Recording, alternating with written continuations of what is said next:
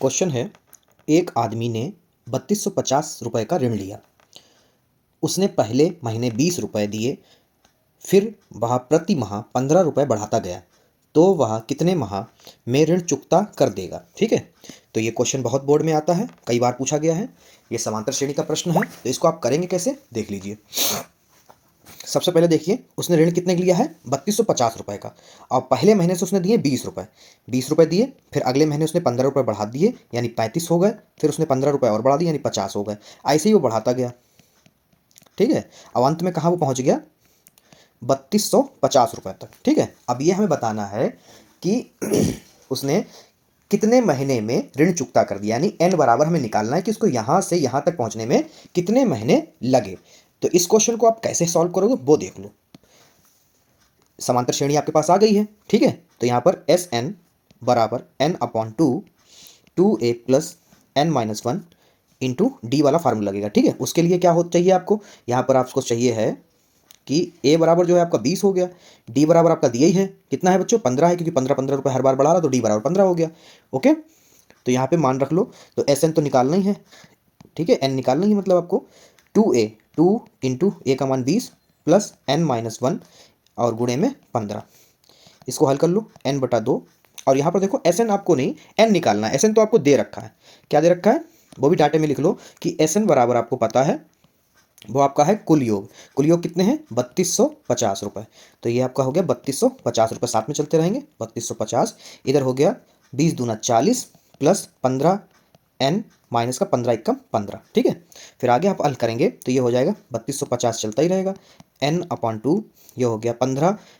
40 में से 15 जाएंगे, आपके बचेंगे 25। कितना बचा, 25 प्लस 15n। ठीक है, फिर उसके बाद में आप इधर, ठीक है, फिर याद क्या करेंगे आप, 3250 गुणे में 2 बटे में जो था वो गुणे में चला गया, और इधर n की गुणा अंदर करा दो, तो 25n हो गया प्लस 15n और n हो गई घात 2, यानी 15n² हो गया। ठीक है, तो यहाँ पर 3250 की गुणा आप 2 बार कराओगे तो आपका आ जाएगा 6500 बराबर 25n प्लस 15n।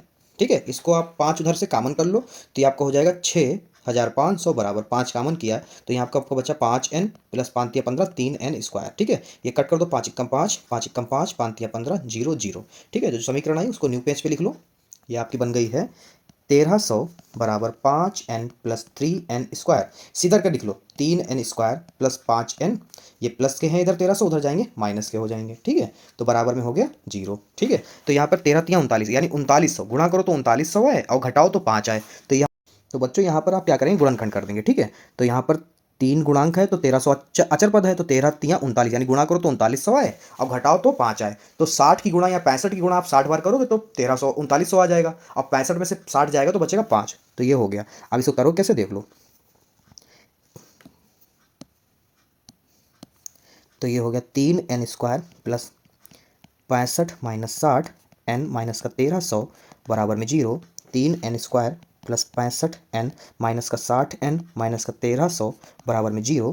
3 इधर n कॉमन होगा, क्या होगा, n कॉमन कर लिया, इधर बचा आपका 3n प्लस 65, ये हो गया आपका माइनस का, आप कर लो यहाँ पर 20 कॉमन, कितना 20 कॉमन कर लिया, तो इधर बचा आपका 3n प्लस का 65 बराबर में 0। तो n-20 आ गया, और इधर आ गया 3n प्लस 65।